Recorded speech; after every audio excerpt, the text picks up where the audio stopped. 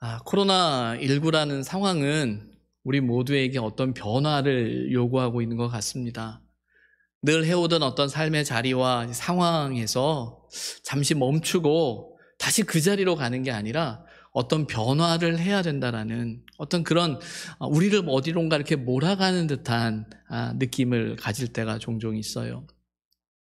그리고 그 변화가 단지 어떤 또 하나의 선택의 문제가 아니라 지금까지 우리가 살아왔던, 생각했던, 또 결정하고 결단하고 하는 모든 삶의 방향의 그 방식 자체를 바꿔야만 하는 것처럼 이야기하는 어떤 그런 변화 앞에 우리가 경험을 하고 있는 것 같아요. 이런 이야기에 대해서 패러다임의 변화다라는 표현을 종종 쓰곤 합니다. 아시겠지만 이 패러다임이라는 이 사전적인 의미는 이런 겁니다.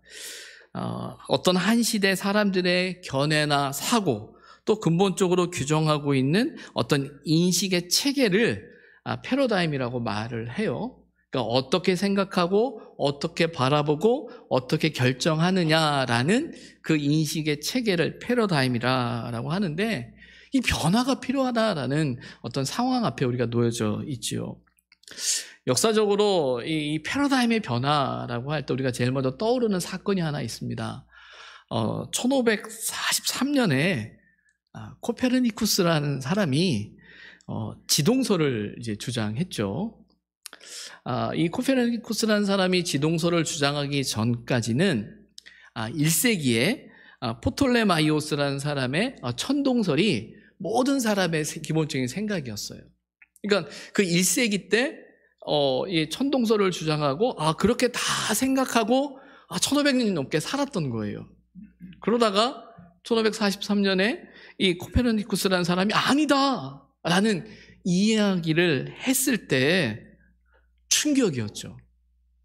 사실 충격이었다기보다 사람들이 그 사실을 믿지 않았어요. 제가 믿지 않았다라는 표현을 쓰는 이유가 뭐냐면 이 지동설, 천동설과 지동설에 대한 어떤 이 이해, 천동설에 대한 이해는 단지 과학적인 이해의 문제가 아니라 그들의 세계관이었고 뿐만 아니라 종교적인 것과 연결이 돼 있었어요. 그러다 보니까 그 세계관 또 종교적인 생각까지도 다 바꿔야지만 수용될 수 있는 과학적인 이론이 돼버린 거예요. 그래서 이 로마 카톨릭에서도 이 부분을 인정하고 수용하기까지 오랜 시간이 이제 걸렸다라고 이야기를 합니다.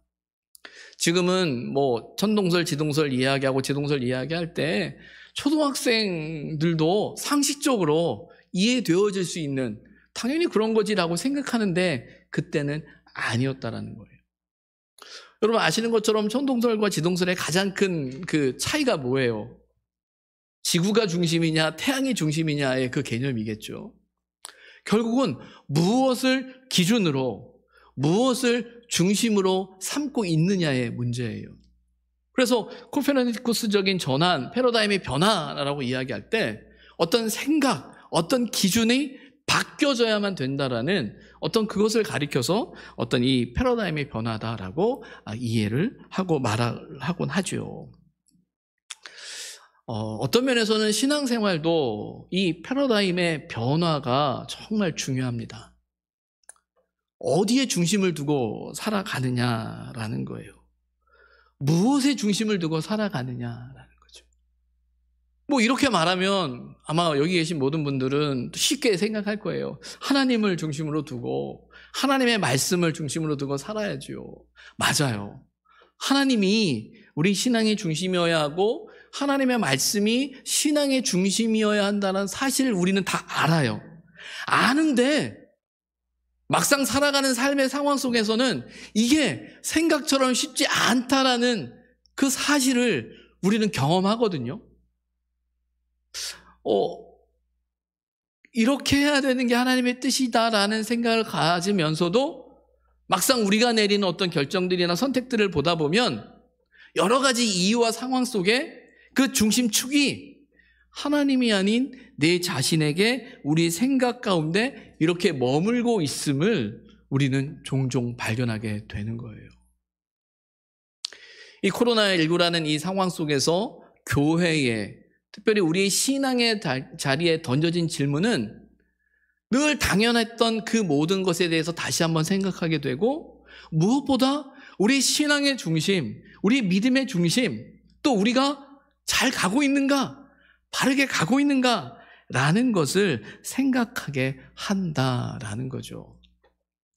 바라기는 저와 여러분 가운데 정말 진리 가운데 어떤 그런 변화들이 일어났으면 좋겠어요. 그냥 힘들다, 어렵다, 왜 이렇게 어려워, 아파, 힘들어, 그것으로 끝나는 게 아니라 이 시간 속에서 우리가 무엇이 변화되어져야 되고 무엇이 바뀌어야 되는, 그냥 머릿속으로만 생각하든 이론적으로만 생각하는 어떤 신앙의 자리가 아니라 정말 내 삶을 변화시킬 수 있는, 내가 생각하고 내가 판단하고 나아가는 삶의 그 중심축이 무엇인지 깊이 생각할 수 있는 그런 은혜가 우리에게 있었으면 좋겠어요. 오늘 우리가 읽은 이 본문의 말씀은요, 이 마태복음 13장의 결론이기도 하지만, 이 마태복음을 크게 두 부분으로 나눈다고 했을 때, 전반부와 후반부로 나눈다고 했을 때, 이 13장까지가 이제 전반부거든요. 이 전반부의 결론이기도 합니다. 말 그대로 전반부는 갈릴리 중심으로의 예수님의 사역이 그려지고 있습니다. 갈릴리에서 행하셨던 그 예수님의 많은 사역들 속에서 오늘 본문은 그 사역 가운데 사람들의 반응을 보여주고 있어요. 어찌 보면 정말 기대했던 대로 어떤 놀라운 변화와 사람들의 어떤 변화를 기대하는 게 우리의 마음이지만, 현실은 그렇지 않음을 우리가 본문 속에서 발견하게 되죠. 53절을 보면 이렇게 이야기합니다. 예수님께서 모든 비유를 마치시고, 어떤 면에서는 갈릴리에서의 그 사역을 어떤 면에서 정리하는 의미에서 그걸 마치시고 예수님께서 그곳을 떠나서 고향으로 돌아가셨다라고 되어져 있죠. 예수님의 고향이 어디입니까? 예수님의 고향이 어디죠? 마태는 예수님의 그 탄생에 대한 이야기를 하면서 베들레헴에서 그가 태어나셨고, 그가 나사렛이라는 곳에서 자람으로 나사렛 사람이다라는 것으로 불려진다라고 이야기를 하면서, 태어난 곳은 베들레헴이지만 그가 자란 곳이 나사렛이기에 나사렛을 고향으로 이해를 합니다. 그래서 여기서 고향으로 돌아갔다라는 이 말 속엔 그가 이제 나사렛으로 갔다라는 이야기예요. 이 나사렛에 가서 여전히는 회당에 들어가셔서 사람들에게 하나님 나라를, 천국 말씀을 가르치시죠. 근데 그 말씀을 듣는 사람들의 반응이 오늘 본문에도 나오지만 그들이 놀랐다라는 거예요. 그들의 반응이 우리가 낯설지 않죠. 앞서서도 예수님의 그 가르침 앞에서 사람들의 반응을 우리가 보아왔기 때문에 이런 반응에 대해서 우리가 어느 정도 이해가 되는 것 같아요. 그러면서 그들이 질문합니다. 이 사람의 지혜와 그런 능력이 어디서 났느냐? 도대체 이런 게, 저 사람이 누구야? 어떻게 저런 능력이 있지? 어떤 저런 지혜가 있지? 뭔가 영적인 역사 속에서 그가 예수님께서 선포하는 그 말씀과 가르침 속에 뭔가 그들의 마음에 울림이 있고, 뭔가 도전이 있고, 뭔가 그 마음속에 밀려오는 어떤 그 무엇이 있었던 것 같습니다. 그런 상황 앞에서 그들이 질문하고 있는 거예요. 어디서? 누구이길래? 신앙생활을 하면서요, 이런 질문이 우리에게 사실 필요합니다. 질문이 없는 신앙생활은, 질문이 없는 삶은 어떤 면에서는 고민하지 않는 것 같아서 좋을 수도 있는 것처럼 보이지만, 사실은 질문이 없으면 외람되지만 생각이 없다는 뜻이기 때문에, 믿음이 좋다는 뜻일 수도 있겠죠. 이 때문에 어떤 성장이, 변화가 잘 일어나지 않아요. 그냥 그렇지, 늘 그렇지라는, 하지만 왜 그렇지? 무엇이지? 라는 어떤 그 질문을 던지고 이 질문에 대한 답을 찾아가면서 우리가 하나씩 알아가는 그 삶이 우리의 삶을 의미 있게 하고, 때로는 신앙의 부분에선 성장하고 성숙시키는 일이라고 저는 생각해요. 사실 모르는 것도 다 많죠. 모르는 것도 많기 때문에 때로는 우리가 다 감당할 수 없는 질문 앞에 있기도 합니다. 그러나 질문은 중요한 거예요. 근데 문제는 그 질문에 대한 답을 찾는 방법입니다. 우리는 종종 우리가 질문하고 우리가 그 답을 찾으려고 해요. 근데 여러분, 그 답을 찾는 방식이 뭐냐면 우리의 생각 속에서, 우리의 경험 속에서, 우리의 삶의 자리에서 답을 찾는 거예요. 그러면 어떻게 되는 줄 아십니까? 결국은 우리가 아는 그 울타리 안에 머물 수밖에 없다라는 거예요. 근데 문제는 이 사실을 깨닫지 못하고 우리 스스로가 질문하고 그 질문에 답을 찾았다라고 생각하고 그것이 답이다라고 스스로 확신하다가 자칫 엉뚱한 전혀 다른 선택을 할 수도 있는 그런 안타까운 모습이 우리에게 있을 수 있다라는 거예요. 그래서 질문을 한다면 그 질문 앞에 우리 스스로가 정직해야 되고 또 그 질문 앞에서 우리가 모른다라는 사실을 인정하면서 그 알아가기 위한 어떤 노력이 우리에게 필요해요. 근데 사실 그런 노력을 잘 못하는 것 같습니다. 오늘 본문 55절과 56절에 보게 되면 그런 질문 앞에서 그들이 답을 찾는 모습이 나옵니다. 어떻게 답을 찾고 있냐면 그 가르치시는 분이 누구냐라는 그 질문 속에서 그가 예수다라는 그 상황에서 이렇게 이야기하죠. 이는 그 목수의 아들이 아니냐. 예수님의 가르침을 듣고 그 무언가 감동을 받고 뭐지? 저 능력이 뭐지? 라는 생각을 하면서 사람들이 뭐야 라는 상황 속에서 저 사람이 그 목수의 아들이래. 요셉의 아들이래. 그러면서 그 어머니는 마리아래. 그리고 그의 형제는 야고보와 요셉과 시몬과 유다래. 그리고 그 누이들이 우리랑 같이 살잖아. 우리 옆집이잖아. 라고 이야기하고 있는 거예요.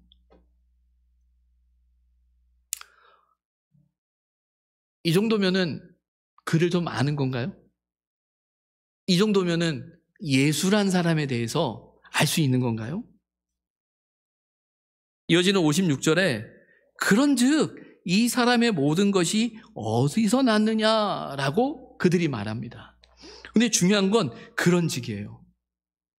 이 그런즉이라는 말 속엔 앞서서 목수의 아들이 아니냐, 그 어머니가 마리아가 아니냐, 그 형제가 누군지, 그 누이들이 우리랑 함께 살지 않느냐라는 그 질문과 그들의 말하는 것에 대한 그들의 결정이에요. 그런즉 어떤 의미겠어요? 어떤 의미겠습니까? 그들은 철저히 자신들의 이해를 중심으로 그 질문에 답하고 있어요. 그 목수, 그 어머니, 그 형제, 그 누이들을 안다. 우리 옆집 산다. 어떤 집안인지 안다.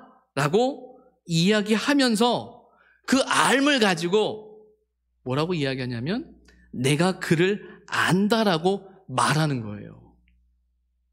맞아요. 그들이 이야기할 때 목수의 아들이라는 것, 그 어머니가 마리아라는 것, 그 형제가 누구고 그 누이가 누구라는 걸 알아요. 근데 중요한 건 그들을 안다라는 것이 예수를 안다라는 것과 같다라고 생각하면 안 되는데 문제는 그들이 같다라고 생각하는 거예요. 알지만 모르고 있거든요. 근데 중요한 건 알지만 모른다는 사실을 몰라요. 내가 안다라고 생각하고 판단하기 시작하는 거예요. 자, 이 판단의 끝은 뭐예요? 그 판단이 긍정적으로 갈까요? 부정적으로 갈까요? 사람들은 종종 이런 판단을 하고 이런 말을 하게 되면 거의 끝이 긍정적이기보다 부정적으로 가는 경우가 많이 있습니다.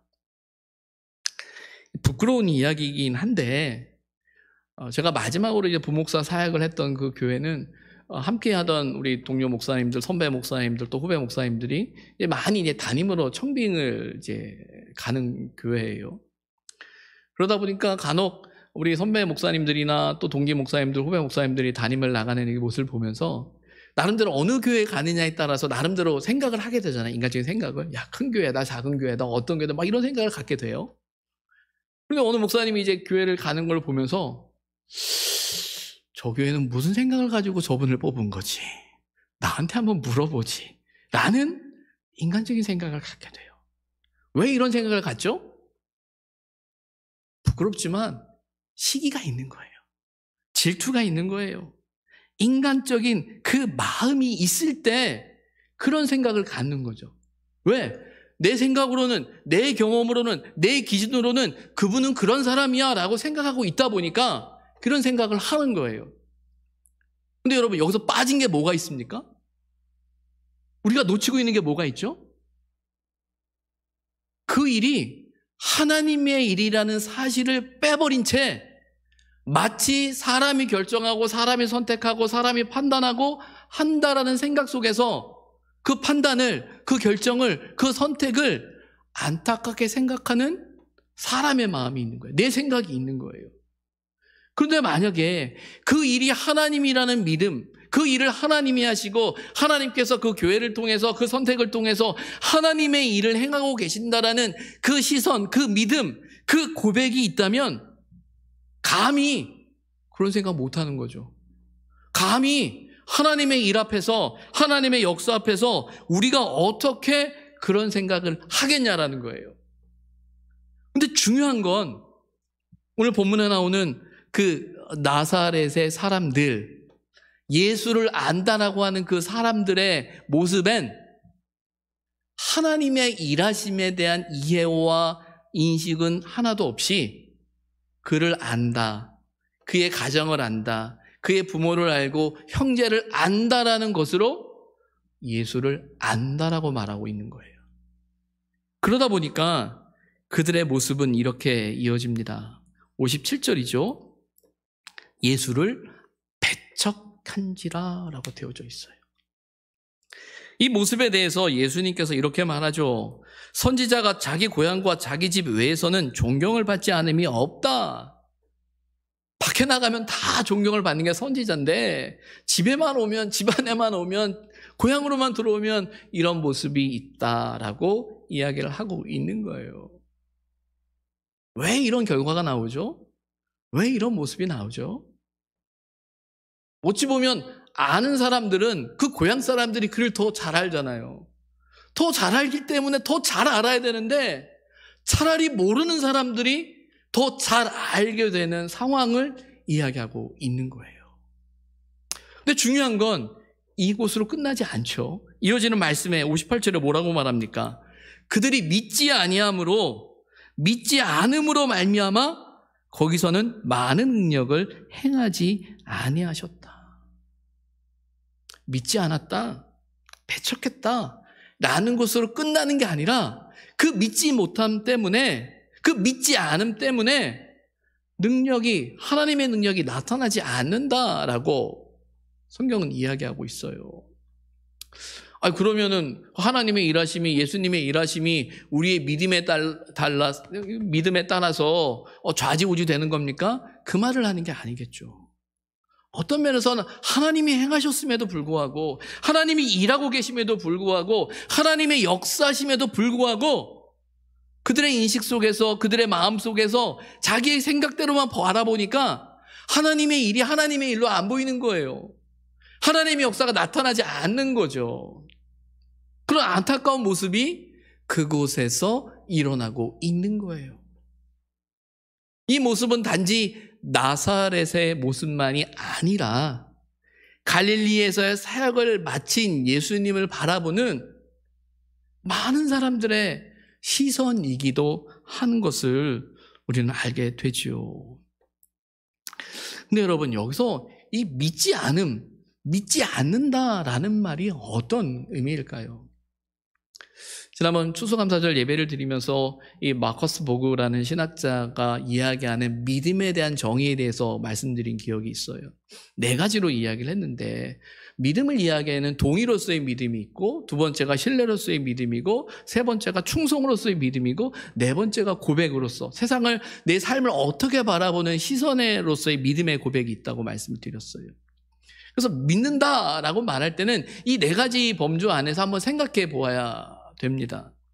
그래서 여기서 믿지 않는다라고 생각해 볼 때 그 믿지 않음이 뭘까라는 그 의미 중에 하나는 뭐냐면 동의와 신뢰가 없는 거예요. 왜 동의하지 못하고 왜 신뢰하지 못할까? 왜 그렇죠? 예수님이 달라졌어요? 예수님이 다른 분이에요? 같은 분이거든요. 근데 왜 그렇죠? 무엇이 문제죠? 자기 생각을 못 넘는 거죠. 여기서 믿음이 없다라는 다른 말은요, 자기의 생각을 넘지 못한다라는 거예요.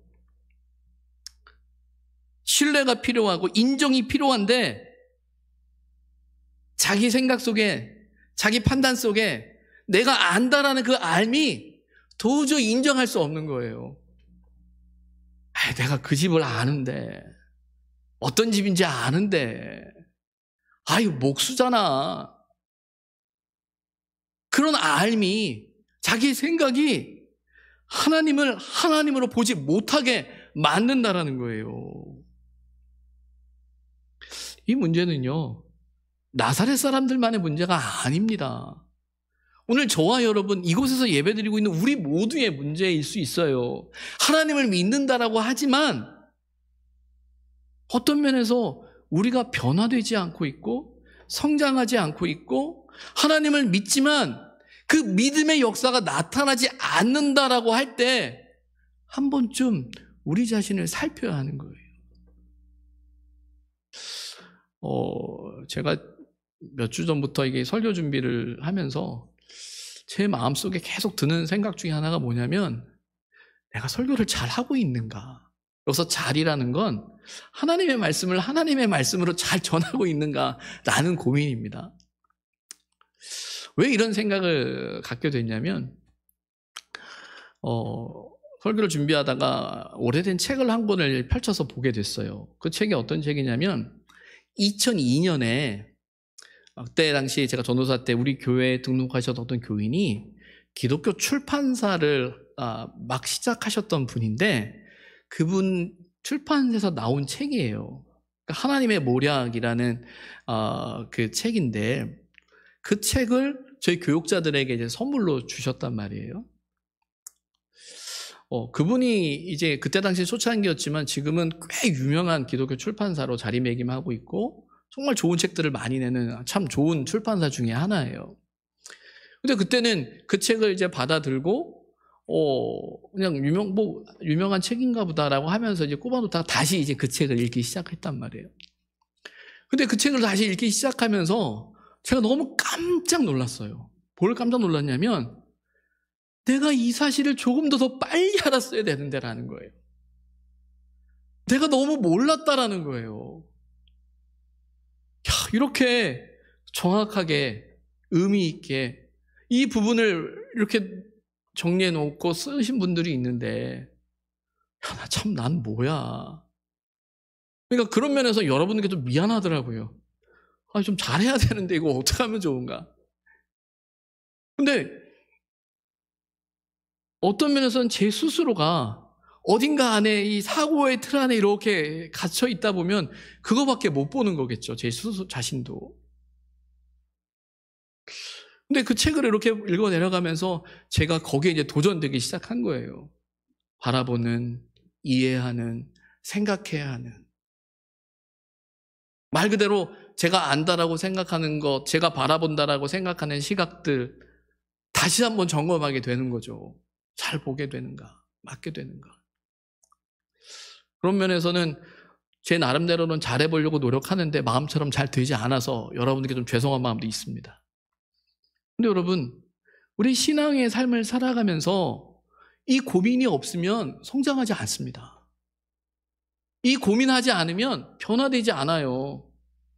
내 생각 속에서 우리의 사고 안에서 이게 맞다라고만 생각하고 막 달리다 보면 아닐 수 있어요. 신앙은요, 우리의 생각을 뛰어넘는, 우리가 지금까지 살아왔던 방식을 뛰어넘는 결단과 고백이 따르는 게 신앙생활이에요. 익숙한 것이 신앙생활이 아니라 말씀 앞에서 끊임없이 고민하면서 그 뜻을, 그 진리를, 그 가치를, 그 의미를 찾아가는 그 삶의 자리가 신앙생활인 거예요. 서두에 말씀드린 것처럼 지동설을 이야기할 때 사람들이 받아들일 수 없었던 건 과학적인 이해와 이론의 부족이 아니라 그들이 오랫동안 생각했던 그 사고의 틀 안에서는 수용될 수도 없고 수용되어서도 안 되는, 이해되어서도 안 되는 사건이었다는 거예요. 근데 중요한 건 바뀌어야 되는 거죠. 바뀌어야 되는 거예요. 이 믿음의 문제는요, 오늘 본문에 나오는 믿지 않음으로 이 믿음의 문제는 또 한편으로는 우리의 관계의 문제도 적용됩니다. 관계의 문제도 적용돼요. 너무 오래된 이야기고 너무 유명한 이야기라 격언처럼 쓰여지는 말이 하나 있어요. 칭찬은 고래도 춤추게 한다. 제목이기도 하지만 그 제목만 봐도 어떤 말을, 어떤 의미를 갖는지 우리는 알게 되죠. 사람들과의 그 관계 속에서 믿음을 가질 때 더 많은 일을 할 수가 있는 거예요. 특별히 믿음을 가지고 있는 저와 여러분, 믿음의 공동체로 모여있는 저와 여러분의 관계 속에서도요, 이 믿음이 정말 중요합니다. 근데 우리는 종종 이 믿음을 하나님과 나와의 관계로만 생각하시는데 아니에요. 하나님과 나와의 관계 속에서의 온전한 믿음은 나와 너 우리라는 관계 속의 믿음도 반영되어야 되고 그 믿음이라는 전제 속에 우리가 함께 가야 하는 게 신앙의 공동체고 신앙생활이에요. 얼마 전에 이제 옛들을 우리 집사님들께서 청소도 하시고 정리해 주시면서 깔끔하게 이제 가지치기도 많이 하셨어요. 그때가 우리가 이제 오프라인 예배가 시작되기 바로 전주였기 때문에 그렇게 한번 옛들을 다 정비해 주셔가지고 정말 깨끗하게 이제 오프라인 예배를 시작할 수 있어서 참 기분이 좋았는데, 그 정리를 하면서 제가 생각했던 것보다 더 많은 가지치기가 일어났어요. 제가 볼 때는 얘들이 휑해진 거예요. 속으로 아니 지금 한참 단풍 예쁠 때고 그 예쁠 때인데 그걸 다 잘라버리면 이거 어떡하지? 라고 생각하는 거예요. 근데 사실은 이거는 저에게는 큰 고민이었거든요. 왜냐하면 이 옛들 뭘 말씀드리지만 잘 관리해야 되는데 관리 중에 하나는 가지치기인데 이게 정말 어려운 일이에요. 그래서 제가 책을 샀어요. 책을 몇 권 사가지고 보니까 이 나무마다 가지치기 하는 때가 있고 이런 나무는 이때 해야 되고 저 나무는 저 때 해야 된다라고 쭉 나와 있는데 제가 그걸 이렇게 책을 보면서 공부를 하다가 결정적인 게 뭐냐면 그 나무가 무슨 나무인지 모른다라는 거예요. 책에서는 이 나무는 이때 해야 돼라고 되어 있는데 그 나무가 무슨 나무인지 몰라요. 다행히 이렇게 명패가 붙어 있는 옛날에 명패 작업을 해놓은 게 있으면 이게 이 나무다 보는데 거의 대부분이 떨어져가지고 나무 찾다가 포기했어요. 이건 못할 일이다. 그렇게 안 하다 보니까 아마 교우들께서 그렇게 해주셨는데, 그렇게 하고 나니까 제가 본 게 뭐냐면 예전에는 막 우거져 있는 것만 보다가 짧고 나니까 휑하다라는 느낌은 들었는데 안 보이는 것들이 보이기 시작하더라고요. 숨겨졌던 나무들이 보이고 숨겨졌던 그 장식구들이 보이고 숨겨졌던 말 그대로 라인이 사는 거예요. 각각의 나무들의 모양들이 드러나는 거죠. 제가 이런 걱정을 하면서 또 우리 교우들께서 또 장로님께서 이렇게 자르시겠다고 해가지고 제가 뭐라고 얘기했냐면 장로님이 자르시려고 생각하는 것보다 조금만 덜 잘라주세요 라는 이렇게 이야기를 하는데 걱정을 하니까 장로님께서 저를 이렇게 데리고 목사님 이 나무는 이렇고요 저 나무는 저렇고요 이렇게 쭉 이야기를 하시면서 이걸 정리를 해야 됩니다. 그렇죠 장로님 해야죠 라고 하면서도 한편으로는 제 마음에 맞나? 그러다가 제 마음에 결정을 했어요. 믿기로. 왜냐하면 제가 모르잖아요. 제가 알면 뭐라도 훈수라도 거들고 그건 그렇게 하면 안 됩니다라고 말해야 되는데 솔직히 말하면 제가 모르거든요. 모르면 어떻게 해요? 믿어야지. 믿지 않고 알지도 못하면서 이 소리하고 저 소리하고 하게 되면은 절대로 잘 되지 않죠. 교회라는 공동체 안에서의 함께하는 부분에 있어서는 때로는 우리가 잘 아는 것도 있어요. 근데 생각보다 모르는 게 더 많아요. 모르지만 우리에겐 열정은 있거든요. 애정은 있거든요. 해야지라는 생각은 있어요. 그럼 어떻게 해요? 서로 믿어줘야죠. 서로 인정해줘야죠. 서로 존중해줘야죠.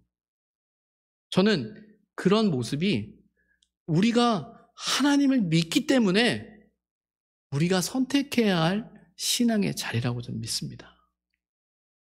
그 믿음이 빠져버리면 나는 하나님 열심히 믿는다. 나 하나님 믿는다. 라고 하면서 성도들 간의 믿음, 함께함에 대한 믿음, 공동체에 대한 믿음을 잃어버리고 내가 가진 믿음이 믿음이다라고만 이야기하면 그때부터는 곤란해지는 겁니다. 곤란해지는 거예요. 그럼 여러분, 어떻게 해야 이 믿음, 믿지 않음의 이 문제를 극복해낼 수 있을까? 오늘 본문을 보다 보면 예수를 배척한지라라는 표현이 나오거든요. 이 예수를 배척했다라는 이 표현에 제가 가지고 있는 성경, 아마 여러분이 가지고 있는 성경에도 각주에 보면 또는 예수로 말미암아 넘어진지라라고 되어져 있어요. 이 말은 어떤 말이냐면 그들이 예수님 때문에 넘어졌다라는 표현이에요.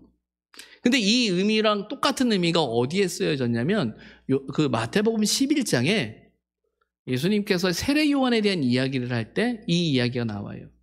나로 말미암아 실족하지 아니하는 자가 복이 있다라는 말씀을 하거든요. 그 상황이 무엇인지 여러분 기억하시나요? 세례 요한이 예수님께 이렇게 묻습니다. 오실 이가 당신입니까? 그때도 제가 설교하면서 말씀드렸지만 세례 요한은 예수님께 세례를 베푼 사람이에요. 근데 그가 예수님께 묻는 거예요. 당신이 정말 메시아 맞습니까? 라는 거예요. 그때 예수님의 대답이 뭐냐면요. 예수님의 사역 속에서 일어나고 있는 일들에 대한 이야기를 하면서 선지서를 통해서 예언서를 통해서 말씀되어졌던 그 말씀을 이야기하는 거예요. 가난한 자에게 복음이 전하되어진다는 것. 포로되는 자에게 자유가 주어진다는 것. 예수님의 대답은 자신의 생각, 자신의 경험, 자신의 주장에 대한 대답이 아니라 어떤 대답이었냐면 하나님의 말씀에 대한 인용인 거예요. 하나님의 말씀에 대한 기준인 거예요. 근데 여러분, 세례 요한과 예수님이 어떤 관계인지 여러분 아시죠? 같은 집안 사람들이라는 걸 여러분 알고 계셨습니까?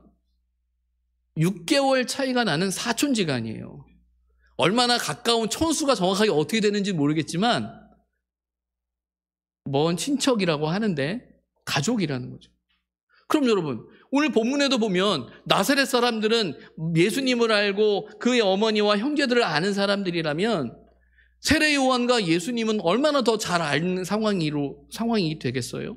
그런데 세례를 받는 장면에서 세례 요한이 예수님께 세례를 베풀 때 내가 당신께 세례를 받아야 되는데 어떻게 내가 세례를 베풉니까? 라고 할 때 예수님이 뭐라고 이야기를 하시냐면 우리가 이 일을 행함으로 말미암아 모든 의를 이루어야 된다라고 이야기를 하고 있는 거예요. 자기의 뜻과 자기 계획과 자기 생각과 자기 방법으로 행하는 게 아니라 하나님의 말씀에 너와 내가 순종함으로 하나님의 뜻을 이루어야 한다라고 이야기하고 있는 거죠. 그럼 뭘까요? 우리가 믿지 않음이라는 내 생각과 내 틀 가운데 갇혀 살아가지 않으려면 우리의 관점이, 우리의 시선이 어디에 있어야 하느냐라는 거예요. 하나님의 말씀에 집중해야 될 뿐만 아니라 하나님께 집중하는 신앙의 결단이, 노력이 우리에게 필요하다라는 거예요. 서두에 말씀드린 패러다임의 변화가 필요하다라고 할 때 특별한 이론과 특별한 어떤 전혀 다른 그 무엇이 아니라 믿음을 가지고 있는 저와 여러분에게서의 전환은요, 철저히 나로부터 하나님께, 내 생각으로부터 하나님의 말씀에 우리의 마음이, 우리의 시선이, 우리의 생각이 집중되어지는 선택, 그 변화가 우리에게 필요하다라는 겁니다.